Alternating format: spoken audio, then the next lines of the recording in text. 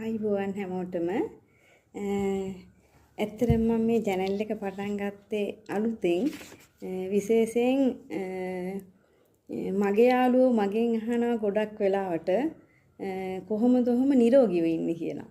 ඒ කියන්නේ මේ මට වයස දැන් අවුරුදු 52ක් වෙනවා. ඉතින් ඒකත් ලොකු සතුටක්.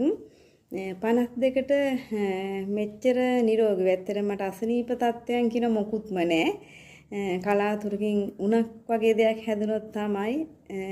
ඉතින් එහෙම ඉන්න ගොඩක් හේතු බලපානවා. ඉතින් මම අනුකරණය කරන දේවල් ටික ටික මට හිතුණා ඔයාලට කියා දෙන්න ඕනි කියලා.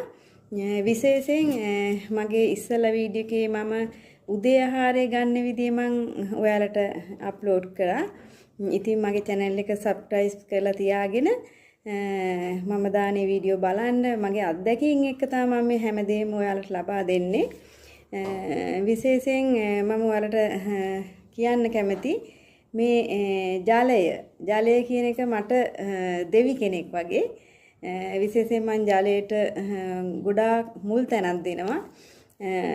සාමාන්‍යයෙන් මම අවදි වෙන්නේ උදේ 4ට විතර අවදි වෙලා ඒ උයන පිහින ගමන් විටෙන් විට මම ජලය පානය කරනවා. කොහොම හරි ඔෆිස් යන්නේ මම ගෙදරින් 6:00ට විතර ඒ පිටත් වෙන වෙලාව වෙනකොට කොහොමත් වතුර ලීටරයක් මම පානය කළා.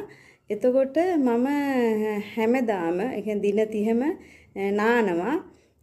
ඒක ඇත්තට විශේෂයි. මොකද පුජ්‍යලීන්ට මේ ස්නානය කියන එක හරි වැදගත් සෞඛ්‍යයට. අනික ගොඩක් අය මං හිතන්නේ පුරුදු වෙලා තියෙන්නේ රැට නාන්න. ඒක ඇත්තටම ඉතාමත් අහිතකර තත්ත්වයක්. විශේෂයෙන් මම නාන්නේ හැමදාම උදේ 6ට තමයි නාලා සූදානම් වෙලා ඔෆිස් යන්නේ. ඊට පස්සේ හවසට ඇවිල්ලා මම නාන්නේ ඇඟ සෝදන එක තමයි කරන්නේ.